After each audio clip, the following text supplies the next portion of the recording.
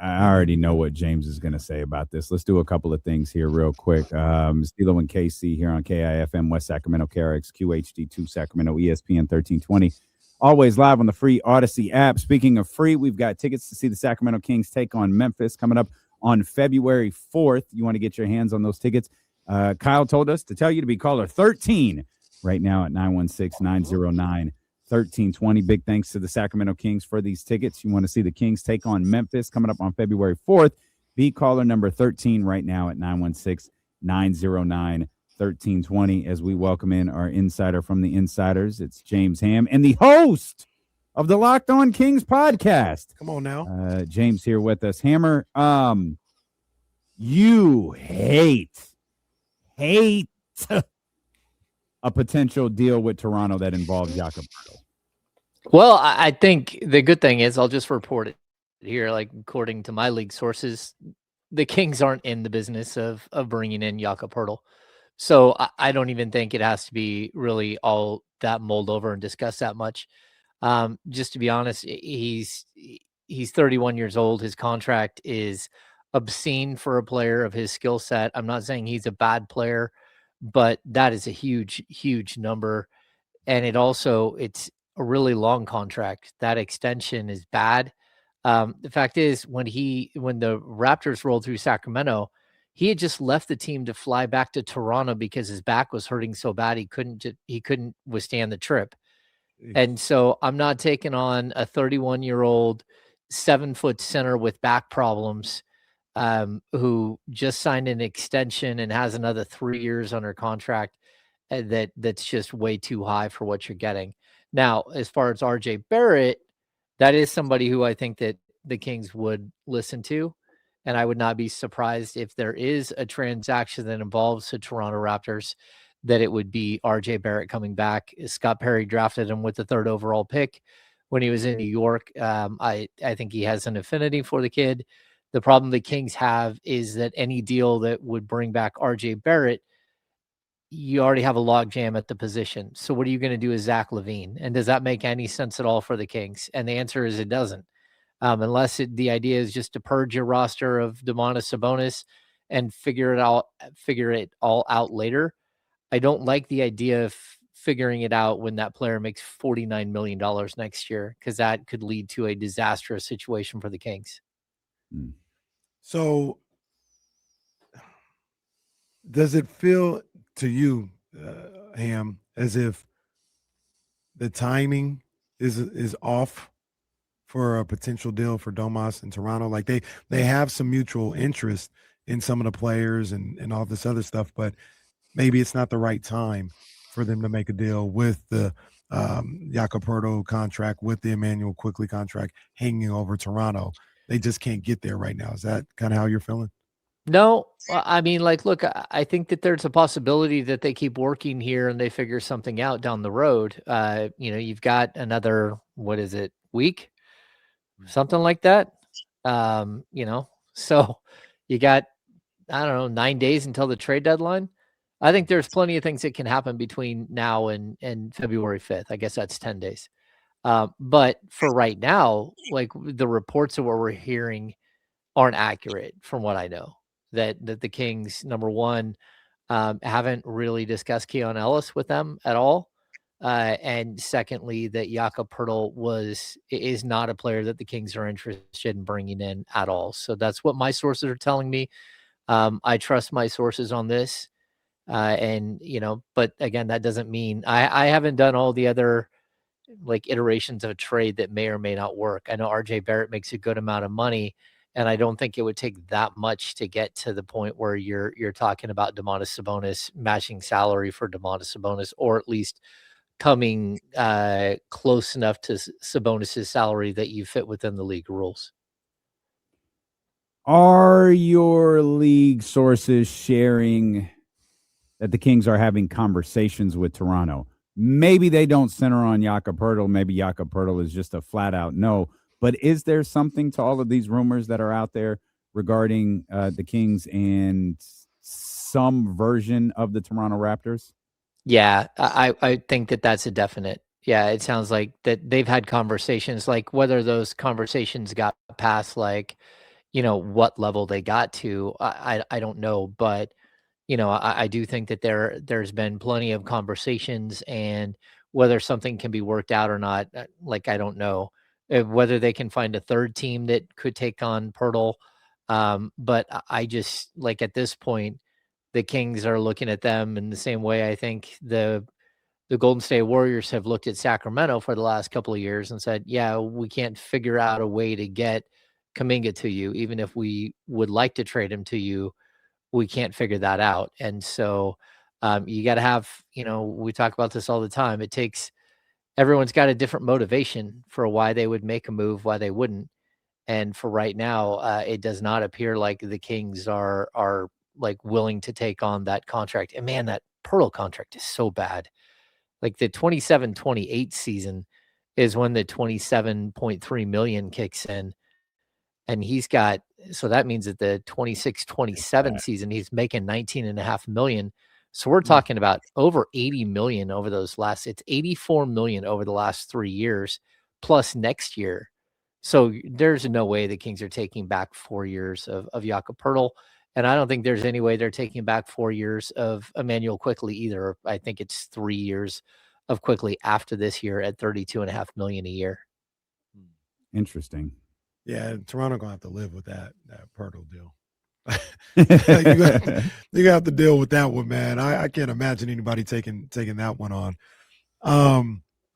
James, I talked a little bit earlier about a conversation you guys had on the Insiders about that Kyle was trying to figure out why Keon Ellis, who looks to be available right now, looks like it's inevitable, like you've mentioned a number of different times, that he's going to be traded.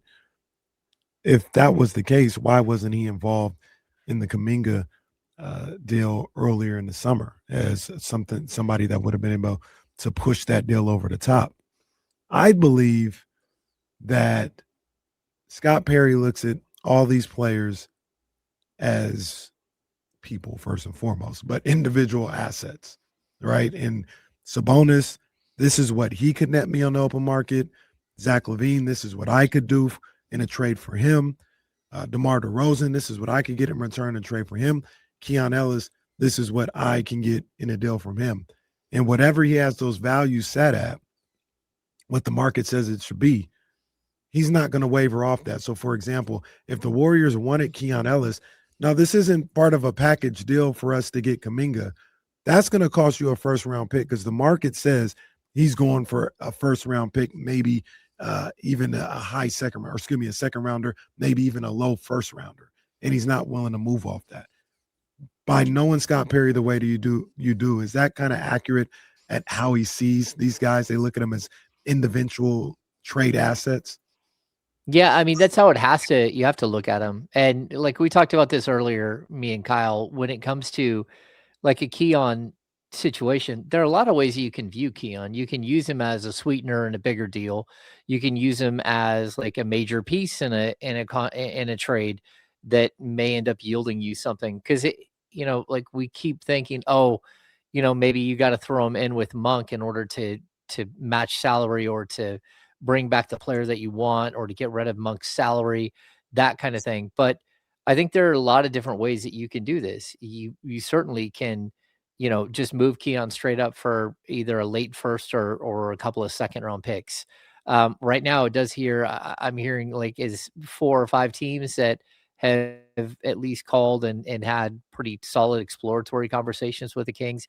That could be more teams that have called and said, hey, just kicking the tires. But I do know that there are 4 teams that have been in at least some pretty solid conversations.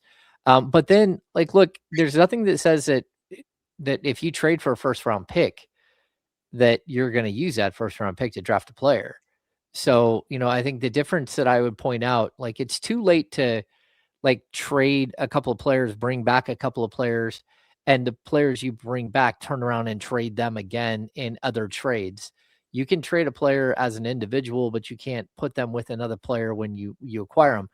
The difference is if you were to say trade Keon Ellis for a first round pick and Keon goes out, let's say tomorrow, and you get a first round pick back, you can turn around and trade that first round pick between now and February 5th as well. So I know everyone's like, well, why would you do that? And it's like, well, because sometimes there are trades that you're looking at with teams and say, hey, I've got this pick, you've got that pick, maybe we can do something if, you can at least retain a first round pick and we'll move up in the first round to get a better first round pick.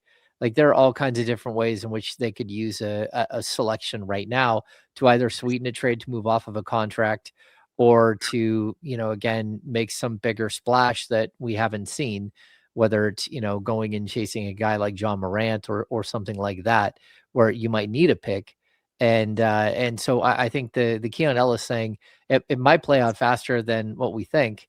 But at the same time, it's kind of run its course, and what's going to happen here if you get to the summer. Do we have an idea? We were discussing with Kenny's thoughts right there. If Scott is prioritizing, and maybe these aren't mutually exclusive, Hammer, but prioritizing moving off of big contracts like Domas or Zach LaVine versus acquiring usable assets like first and second round draft picks. Has Scott, do we know, like prioritized one or the other? Like, is it obviously it's ideal to try to do both, but is that even realistic? Yeah, I think what you hear around the league right now is that the Kings are really hoping to move off of one of their big contracts, at least between now and the trade deadline. And so moving off of a contract, and the big contracts, there's three of them. It's Domas, it's Zach LaVine, and it's DeMar DeRozan. They know right now they're trying to move off of one of those contracts. Now, whether that ends up being, like whether that happens or not, like who knows? Because again, it's not easy to trade like a $42 million Domantas Sabonis either. That's a hefty number, and you've got to find the right situation for him to go and get moved. But I do think that's sort of the objective. Again, trading Keon Ellis is not because you don't like Keon Ellis or that, he's got to go. It's very specific that, you chose your path with Keon during the summer. And here we are, a couple of months later, and he hasn't worked his way into the rotation full time. He hasn't become this player that you thought he might for you. But you also know that he might be that player for other teams. You're just not in the right sort of mode to have a player like him. And so the deal is that if he's on this roster after February 5th, like there's very little way that the Kings are going to be able to retain him. They'll still have his bird rights, but he's a guy who falls in the mid-level exception and under contract wise. And so there are going to be a lot of teams who have either an exception to throw at him or part of an exception, a $10 million, $12 million contract that they can throw at Keon without having to have true cap space. And that's where an unrestricted free agent really has his power. And so, I think there's a little bit of question mark about, if you trade Keon, can you get maximum value for him because he's only under contract through the end of the season? But also remember the team that's acquiring him will also receive his bird rights. They will be able to like re-sign him for a contract that without regards to the salary cap, as long as they're not hard capped at some dollar figure. And so they can retain him, and they can even start working on a contract come February 9th if he is traded. Do you think the Kings have kind of messed up this Keon situation, and not necessarily like how we feel about the player? Like, sure, I wish he would have stayed in Sacramento or be here long term or whatever. But if they didn't see him that way, then yeah, don't sign him to a contract in the summer if you don't view him as that type of player. But just as managing the asset portion of it all, do you think that they can salvage it, they've done okay, or they messed it up? I mean, I don't think they've messed it up per se. I mean, this isn't the way that I would have handled Keon, but I also have been here covering him for 3 years before Scott Perry got here. So, like, I think that might be some of the biggest issue here, that the three of us have a different idea of who Keon Ellis is because we've watched every game he's ever played. where Scott Perry hasn't really had that advantage to see the really good stretches when Keon's rolling and you're winning because Keon's playing. So I think it's really tough to sort of, throw this at the feet of Scott Perry, because he had to assess the situation on the fly this summer, and he had to make a decision, and that decision really, it had a ripple effect. And it's hard for you to make a decision like this and not have a player get pretty upset about what happened. Because there's a big difference for Keon Ellis between making $2 million this year and having, not knowing where your next paycheck's coming from next season, and making $10 or $12 million and knowing that you're locked up on a 3 or 4 year deal, whether it's in Sacramento or somewhere else. And so you sort of took away the financial stability piece from Keon. And I think we've seen a little bit of that on the court. You can see a player who is allowing the outside stuff to sometimes play into his head. And it's just human nature. I mean, he's not doing anything wrong, but you can see that he's not settling, and that sometimes he's trying to do too much and not just playing the role that he has forever. So I think there's a lot of gray area with this specific, transaction. And to be honest, Kenny, all of it to me comes back to Mike Brown getting fired, De'Aaron Fox getting traded. Because if that doesn't happen, then all of a sudden you don't have a 35-minute per game shooting guard in Zach LaVine. You've got a point guard, and now Keon Ellis has an open slot in Sacramento to try to work his way into the starting lineup. And when you made that move, it took you from a position of power with a strong player at your point guard position to a position of weakness where you had to use any money that you were going to use for Keon Ellis to go out and sign Dennis Schröder this offseason. And that's a shame that it had to happen that way. But at the same time, I do believe that Scott Perry thought he was doing what was best for the franchise, because he needed a point guard. You can't walk into a season that you think you can win 40 to 45, maybe 50 games without a point guard. And now here you are at 12 and 35 or whatever it is. And, you're in a much different position than you were before. In hindsight, do you think he would do, because you just outlined how Zach LaVine created some struggles here, but that was out of Scott Perry's control. Do you think in hindsight, if Scott Perry had the chance to do the Dennis Schröder signing over again, that he would do it? Probably. I mean, I don't know. I mean, like when you get to this stage and you're looking at what Dennis has brought, probably not, because you don't know, which version of Dennis Schröder you're going to get. Like we've talked about this. There were 3 distinct versions of him last year where he was with the Warriors and couldn't find a place at all. Then he goes to Brooklyn and he's phenomenal. And then he goes to the Pistons and he looked exactly like the same player he was at Golden State. The numbers look identical. It's just he became like this really cool veteran leader for them, and they globbed onto him and they really liked him. So there's all these different versions of him. And that's sometimes what happens when you have a player who bounces around the league and plays for 10 different teams. Like he has to be someone different every stop. Sometimes he chooses the right version of himself and sometimes he doesn't. So I think if they had it all to say again right now, they probably would look at it and go, yeah, that probably wasn't our best move. But there's still, to be honest with you, there's still a possibility that Dennis Schröder could be traded between now and February 5th, and he might be able to yield you a piece that you really like. And that's something that the Kings are looking at. Like they're looking at everything at this point.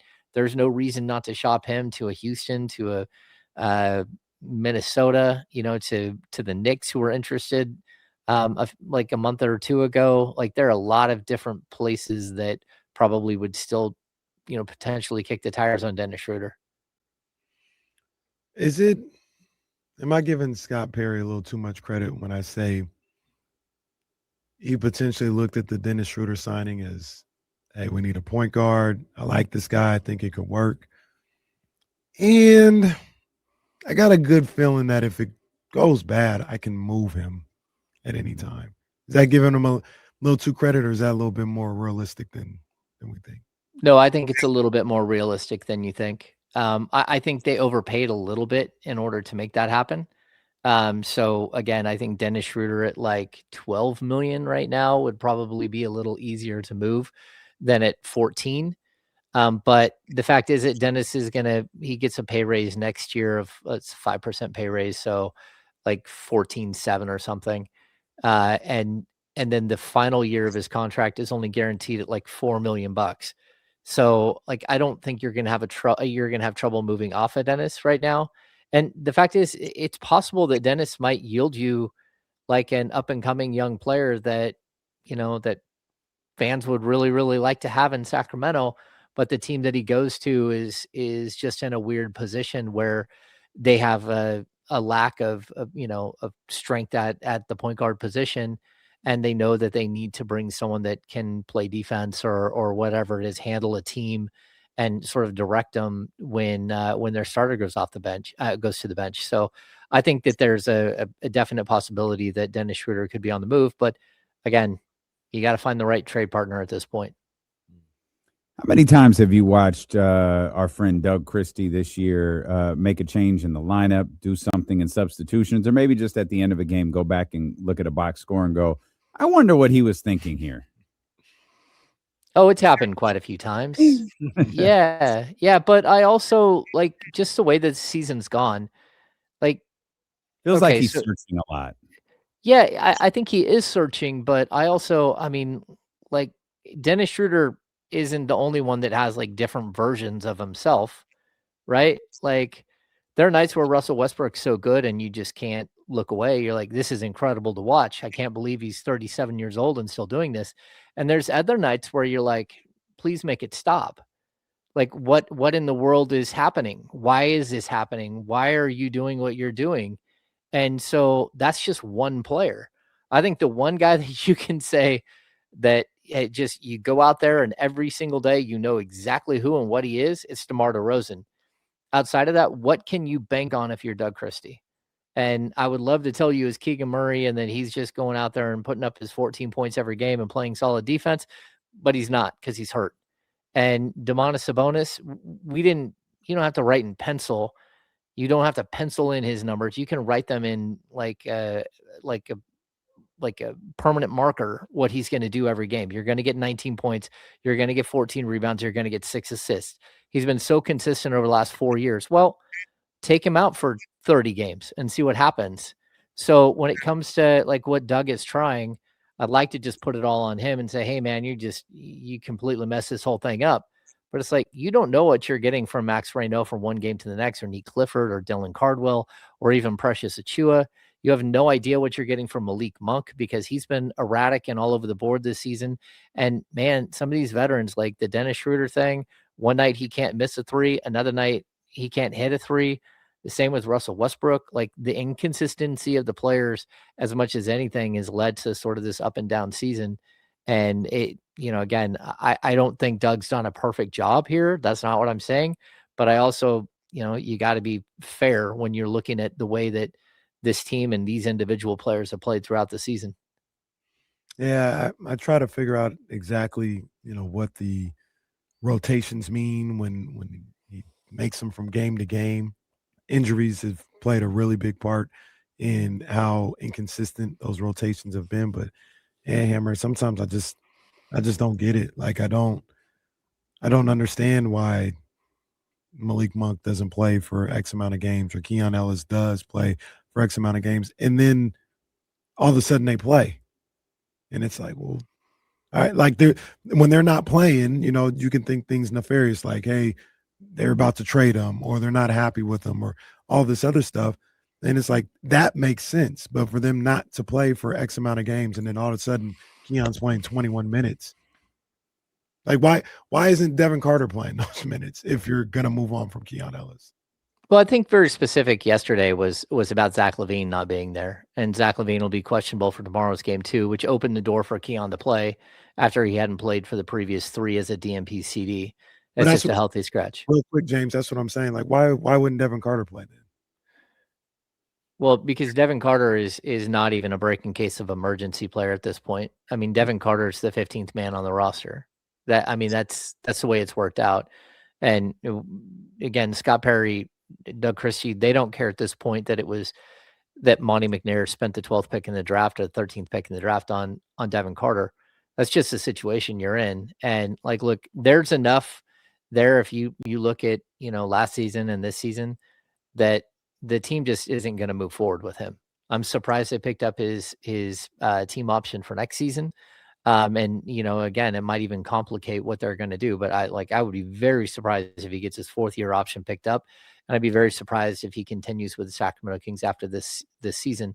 It's just whether you can find somewhere for a $6 million salary to go for next year or not, and that might be something that's easy to do as like a throw-in piece, or it could just be like, hey, it is what it is. When it comes to like the rotations and like why Doug plays this guy and not that guy, like you got a bunch of players here. You got a bunch of guys who expect minutes.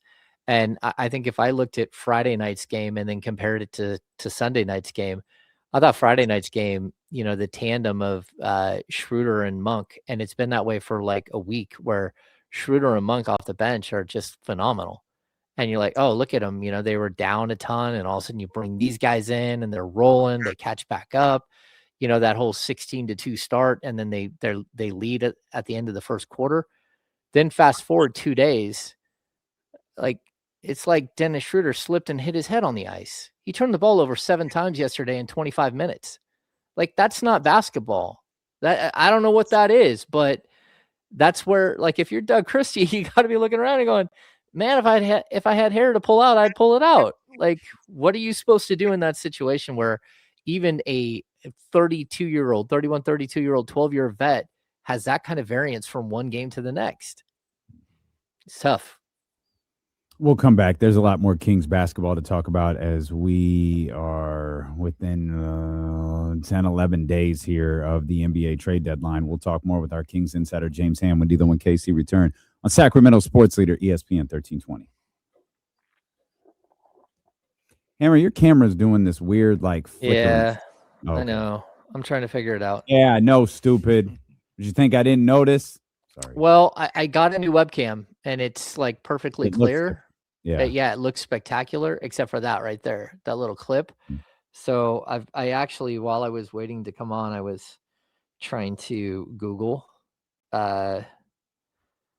why it's doing that. There we go. Why does it flicker? Mismatch power line frequency. Huh. Yesterday, I had to change clean out the vent in my dryer. Mm-hmm. And that was an experience. I didn't think I was going to make it. It feels like one of those things you just ignore for life. You mean like the vent? Yeah, like behind the. Oh, okay, never mind. Yeah, you were in the walls then. I had to. Oh. I was able to get behind the dryer, but when I moved it so I could get behind the dryer, the little foil thing separated. So yep. I'm behind the dryer. I have to pull the dryer close enough where I can connect it. Yep. But if I pull it too close, I'm stuck. And then if I pull it like a little closer than that, I can't even bend down to connect it was dangerous. Not for my health or anything, but I just didn't know if I was going to get from behind the dryer. Might have done the show from right there. Luckily, I made it happen. Blue collar Kenny. Kenny, next time you can tie a string around the hose. Okay. And then just use a thumbtack or whatever, or tie it to one of the knobs on the front of the dryer, so when you climb out, it doesn't move. So just hold the string in place and then push it back. But it's a never-ending battle, because then the thing wants to like slip off where the backside of the dryer, or it comes out of the thing in the hole in the ground that you're trying to attach it to. Yeah, it was touch and go. We almost just got a new dryer. Yeah. You would have had the same issue though, because you get another one of those tubes. People would have installed the dryer that time. That's true. Yeah, I think you can want to fix it. You can get aluminum tape too, and you can wrap aluminum tape around the both sides, like where it goes into goes out, and then where it goes into your dryer, and that will hold it in place when you're pushing it back. Gotcha. Hopefully I never have to do it. But if I do, that's good to know. Yeah. Let me see if I can figure out. Let's see.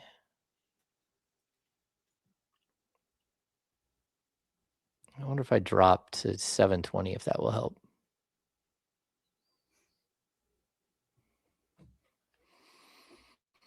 Let's try that. What is the other one? 1040? 1080. 1080, sorry, yeah. I don't even know that we operate at that high of a... Oh, yeah, we do. It's not happening now, though. Nope, it's not. And that is clear. Yeah.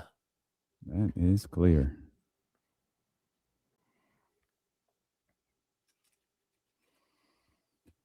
Yeah, foil tape, aluminum tape, like it's not easy to work with, but once you figure it out, it's really, really easy to use.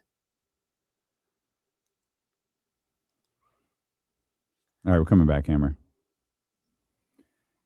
Hey, a couple of quick things here before we dive back into King's Talk. Well, this is King's Talk. Congratulations to our man, Russ. Russell won tickets to see the Sacramento Kings take on Memphis. Coming up on February 4th here, right before the trade deadline.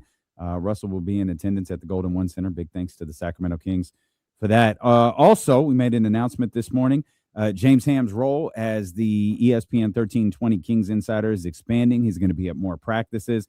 He's going to be bringing more audio and more video to the social aspect, to the show aspect. He's stepping away from the insiders to focus on the Locked On Kings podcast that he has taken over. Another announcement that he's made this morning. And the jump with Kyle Matson and Jesse Tapia takes place beginning on Monday at 7 a.m. Yes, sir. Drive time, baby, 7 to 9. Jesse went from, hey, don't let the kid talk, to hosting a drive time morning show in Sacramento. I bring all of that up to point out one thing and one thing only, because Jesse is unaware of this. Oh, brother, what? There are so many people on Instagram trying to congratulate you. They are attempting, they are doing everything they can in their power. You want to congratulate me? Go ahead and go to the ESPN 1320 Instagram page. Go ahead and follow and like everything on there and drop a congrats, Jesse, if you'd like. Yeah, there's no at. Just say congrats. Just proud Mr. Tapia just put up this just heartwarming post to it. Jesse didn't even see this because, and then the coldest part was, there's the old handle, Jesse Tapia _03. Click on it. Still waiting for Jesse to accept my friend request. It's a tough. I think the last picture I posted was my prom picture. It's a tough time for our guys over here. Just can't even get a friend request. Jesse's like, we're cool, man, but we're not that cool. Yeah, I don't know you like. I don't even have the app. Okay. Congrats, Jesse. Congrats, Jesse. To glory be. Congrats, Jesse. Yes, I was waiting for this announcement. So proud of him. Congrats, Mio. Proud of you. So proud. Clapping emojis, fire emojis. You're missing all of this. All of it. I'm not. You just told me, actually. And they can't even like at you. See, it's just in the abyss. But like, I'm sure it's like family stuff. I see those people already. All right. Special. No. Get an Instagram. Well, Jesse, just so you know, every other week is your job to get donuts. Yeah, for all. do the whole donut Friday thing. It's like, yeah, we're missing a week now. No, I'm done. They're not getting donuts this Thursday. Well, I'm saying Kyle Matson's the other one. Yeah, good luck with that, Jesse. Well, hey, that's manager duty. It's all on Kyle. Hey, Kyle, where's the donuts? I don't know, the store. You're on the leadership. Kyle. What's great is Kyle's got to cook breakfast now. When they do the leadership breakfast thing, he's got to come in here and make eggs and pancakes and sausage for all of us. Now I'm going to come in early and heckle him. Like, hey, man, come on, man. Hey, these eggs are runny. What you doing, Kyle? I just thought about something. Uh-huh. What about when we need drinks at one of our functions? What you mean? Alcoholic drinks. He's asking if I'm going to still bartend. Probably not. Fortress? Hey, and Kenny just the fortress? The fortress is being removed. No, James. I'm saving my $90 a month on donuts. Still a prime member of ESPN 1320. You must be here to bartend. Who's gonna walk in and hand me an old fashioned at 4:30? Come on, man. Or in some cases, 2:30. It ain't fire. Or every once in a while at noon. It ain't fire. Yeah. And look Yeah, at this. I James went will be to a. recording his 12th podcast of the week by that point. That's true. I went to a restaurant this weekend, and they served me a Manhattan with Rittenhouse, and I'm like, oh How no. was that? Well, I mean, it was spicy because Rittenhouse is like Yeah. 110 proof. I'm like, what in the world? Charlie gave us, I think. Shout out to Charlie. Yeah. Shout out Charlie. I think Charlie low-key was trying to murder us for a few years. Yeah, he was giving us like the Right. most dangerous whiskey you could get every year. Yeah. And Every year. AC was Stone Cold Steve Austin, the whiskey. All right, here. you sip this. Wait, you guys are still drinking yours? I'll never forget Kyle's face. We both took a sip and we're like, woo. And Kenny's looking at his empty glass like, woo. He's like, And me and hey, Kyle man. are like, oh, bro, you good? Yeah, man. Well, it It was hit. hitting. Yeah, it was hitting. it did. It'll put hair on your chest. Yeah. It did more than warm you up. It's like, KC was like, it's hot. yeah. Hey, look at this psycho and Soren talking about. I said over easy, bro. It's over easy eggs. Oh, there are people. People. Crazy People who salt their eggs and maybe put pepper on them. man, scramble them eggs, man, and call it a day. Stop playing Oh, with me. you know Overeasy's there's- not bad. You know, there's Stop more playing. you It's can not the do go-to, with but- eggs than scramble. Oh, 'em. you can do a lot. That doesn't mean I'm going to scramble the eggs and call it a day. Go ahead and throw the black pepper on the over easy. Don't touch my Yeah. scramble. Black pepper on the over easy. I like the poached egg too. I like Yeah, the little poached egg's kind of fire. eggs poached egg Benedict. is- Heck yeah. What's the egg? Well, I'm not sure if it's really an egg, but what's the egg in like a sausage egg McMuffin? Is that a griddle type deal? No, Now, that's what just is an that? egg that they put into like a little Egg cup. surprise. Not, Yeah. Egg-like substance. not actually what they do, but how you make that type of egg. Oh, I just think you crack it in a circular, like almost like a cookie cutter type. Mm. Yeah, you need like one of those things. I got It's one of those. like Yeah. That one's it's like an over easy egg. They just overcook it so the yolk is firm. That's all. Yeah, that's Yeah. better than the regular over easy. Shout out to There the you go. McGriddle. Right up. You have very passionate takes on eggs. Yeah, don't be messing with my bro. Scrambled eggs and leave me alone. All right. Well, Because I don't ever love serve eggs. Kenny a plate of I love eggs. Don't mess up what my do they eggs. call them? Sunny side up. Don't Oh do my that. gosh, That's right. I'm Kenny doing will what lose Ryan it. does, and I'm throwing the food back at you. Oh God, is that what she does? When she's not yet. She just pushes the plate. Not off the eating table. this. Oh, This crap. Speaking of, I thought about Jesse. I know we got to talk about Kings, but I had to bring this up. Jesse, we had the very first let her play with the unplugged controller moment. Oh, nice. Hey, they grow up so fast. That's I'm like, oh, look terrific. what you're doing. Oh, Yeah. you made the bucket. Let's go. Wow, you just threw a 70-yard pass to AJ Brown. Incredible. How did you do that? That's funny. shed a tear. Shed a tear.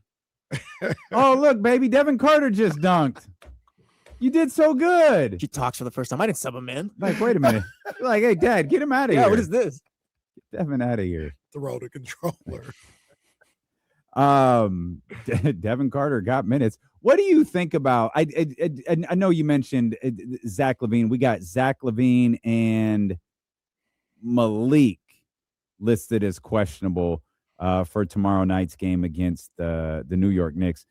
This is a brutal road trip. We talked about Doug just kind of trying to find something from time to time. It felt like yesterday might have been one of those days where you go to Keon, which I guess makes more sense with Zach LaVine being out of the lineup. And then that old James Ham tweet, Devin Carter signing. And here he comes. I think it feels like he played 40 minutes last night. He played like 6. Hey, I marked it down. It was like 5:51. No, I said, what the 5:51 hell? too many. Yeah. I mean, look, the game just got completely out of control. And to be honest with you, I really thought Nick Clifford did a great job starting. And somebody in the chat asked earlier about what his position. Oh, yeah, here we go. What is Nick Clifford's eventual position from what did I just see? And to be honest with you, I think that's going to be the Kings are going to figure that out over the next 35 games, whatever's left. I think it is 35. Wow. Yeah, I think they're going to try him at the point guard position. I think they're going to try him at the shooting guard position. I think they're going to try him at the 3. They're going to see what natural position he better fits in. But to be honest with you, watching him last night gave me a little bit more of a positive vibe. He's starting to figure it out. He needs to be more aggressive, and that's the only thing that's separating him. And the more of those big name players you take away and you put on the bench, the more I think we're going to see him come out of his shell and sort of perform like the player that he can be. I think he's been excellent passing the ball. He's a better rebounder than what we've seen. He's actually really good at getting to the free throw line, which is something that he hasn't done at all just because he hasn't had the ball in his hands and he doesn't want to force the action. So I think we're about to see a new version of him here from here on out. And I don't think he's going to be starting just because you still have Zach LaVine on your roster. But I do think that there's a good possibility you're going to see him become a major focal point here in the second half, especially if they still have Domantas Sabonis at center and taking away some of that time from the young bigs. So you need to keep developing these young players, and you can only do that, when you've got minutes to give them. And he hit a 3-pointer last night. Two. That's a look at me. All right, boy. Sharpshooter out here. Let's go. He's had a couple of moments in recent games, but they've kind of been that. Like, I remember that moment. Like, he had the dunk a couple of nights ago. It's like, okay, he finally he got one. Yeah. Mm-hmm. I like Nick. They've been moments and not so much games. Right. I'm rooting for him because I like his game. I like the idea of what his game could be. I also like Dylan Cardwell. Matter of fact, I love Dylan. Almost 341. We almost made it. Now, James, I was talking to D'Lo earlier, and I mentioned while he played fine. I mean, all things considered, yesterday was like the lowest energy Dylan Cardwell I think I've seen all year. He seemed a little tired potentially. And I know you talked on the Insiders about Maxime Reynaud possibly hitting a little bit of a wall. Do you think the same thing might be happening with Dylan Cardwell? I mean, he's only played 20 games. I think we're going to see it sort of fade in and out with him. Like, you'll see some games where he's super effective and other games where he's not. And part of that is because, like, realistically, it takes so much energy to be Dylan Cardwell, right? And when you go out on the road and all of a sudden you're on this weird trip and your schedule's thrown off and it's freezing cold everywhere they're going, and like there's all of these changes, like it's really difficult to just like flip the switch and say, okay, it's go time. And to be honest with you, I thought like the energy level might have been a little bit less last night, but I thought he was phenomenal because he showed me a little bit of what we saw, again from Kevon Looney when they beat the Kings in the 7-game series in the first round of the playoffs a couple of years ago. He just kept grabbing every rebound, and then as opposed to him forcing it, turning around and trying to score the basketball, he just looked for wide open shooters and fired it around the outside and had beautiful passes on time and on target for wide open looks. And, so if he finishes more games with 4 points, 5 assists, 9 rebounds, 2 blocks, like, okay, I'm here for that. Because, I mean, what that is, I hate saying this, that's Draymond Green. I mean, that's basically who that is. And as you get further and further along in his career, I think he's going to be able to add a little bit here and there. But for right now, like, there's a calm to him. He goes up, he grabs a big rebound, he's fierce. And then he calmly looks around and says, where am I going to go with this ball? And he doesn't make a bunch of turnovers. He doesn't make a bunch of mistakes. It's just a very concise, okay, I can get the ball from point A to point B without making a mistake. And that's a really, really good sign for him. Do you feel like there's a lot of growth left in his game?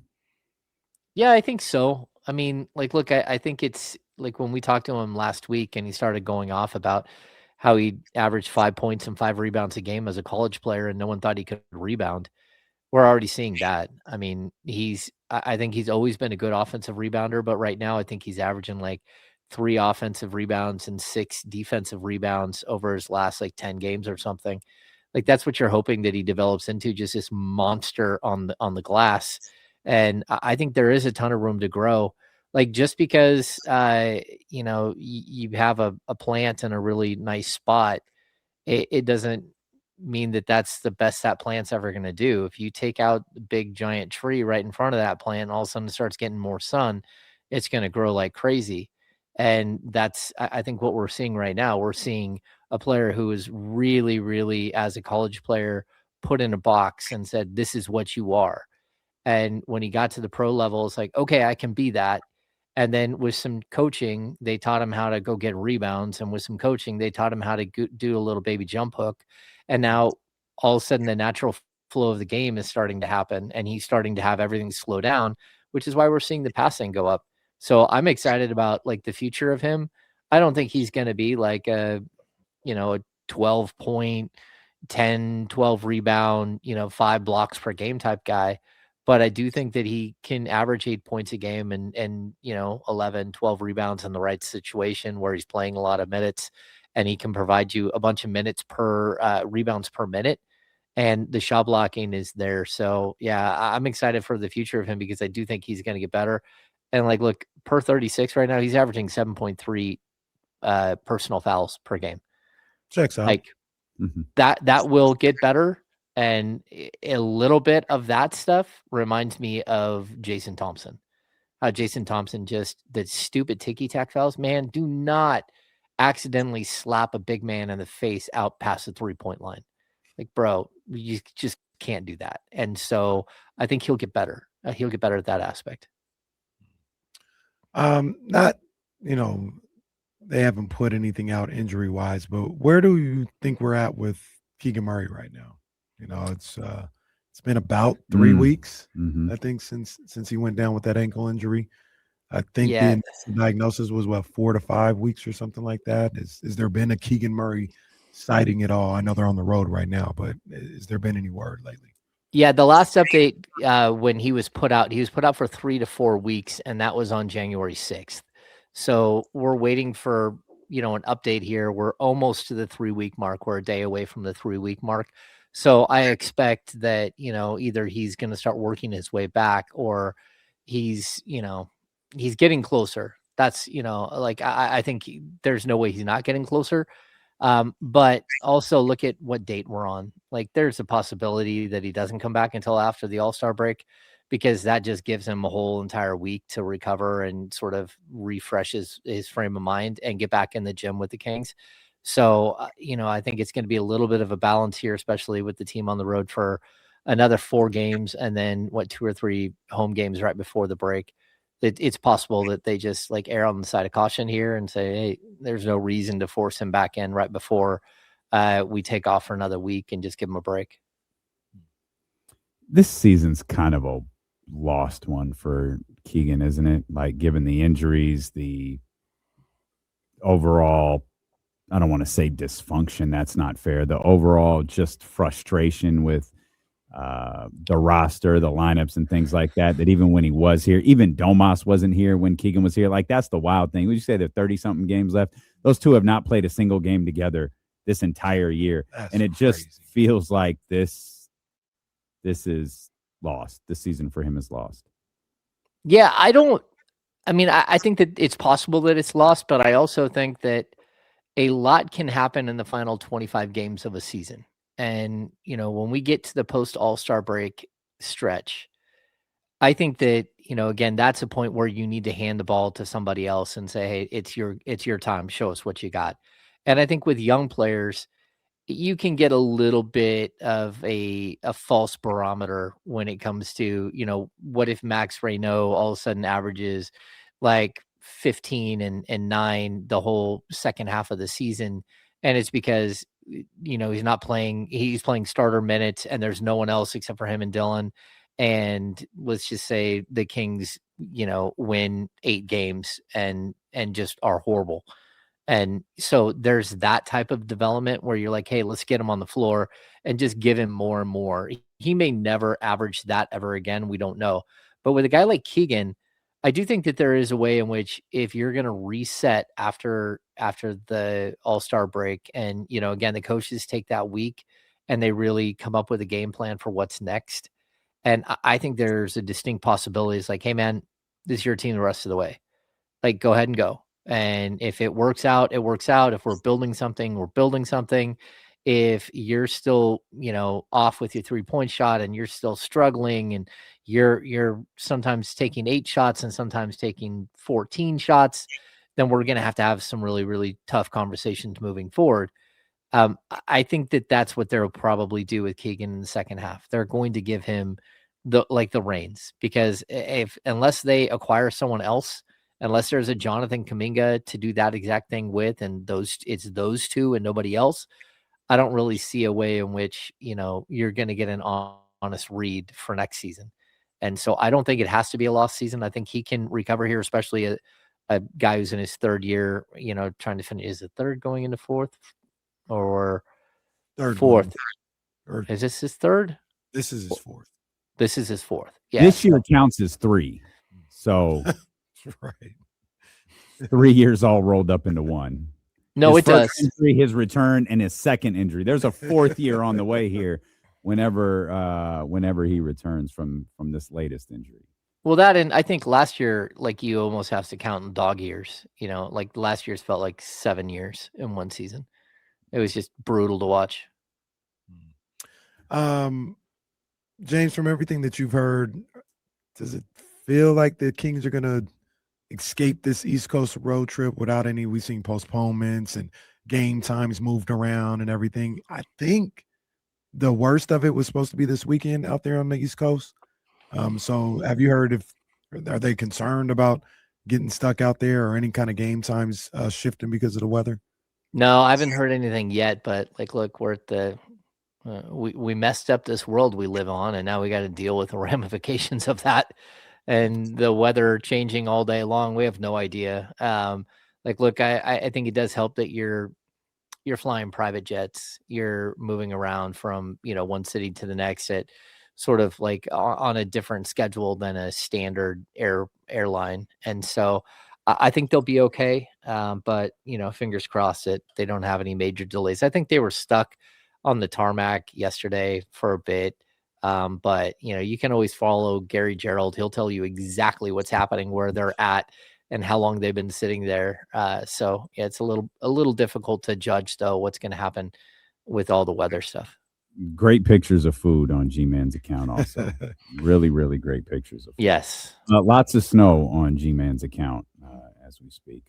Hammer, what's the blueprint has kind of been laid, but Locked On Kings is quite the endeavor. What do you got planned coming up for that podcast here obviously the next 2 weeks probably kind of write themselves, but you're back to game reactions and all of that stuff over there with Locked On. Yeah, it's cool. I'm going to combine it a lot with some of the things I do at the Kings Beat. I'm going to have my mornings free now, which is really nice.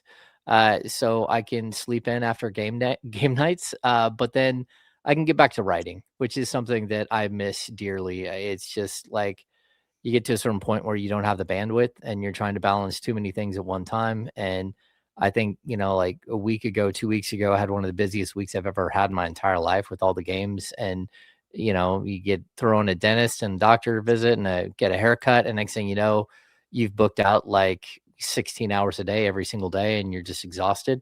So I'm excited about the new Locked On adventure. It seemed like it was going to be a lot worse, to be honest with you, than it has been. Just because they have a whole system that you got to work within. But to be honest, I like what I'm doing there. It's fun. It's different. And most of it is from home, which keeps me from driving all over God's creation and putting, I think the Tesla's got 70,000 miles and it's 2.5 years old. So I'm going to be able to get to a lot more practices. I'm going to be able to get to some shoot arounds and stuff like that, but more, I'll just have a little bit different of a workflow.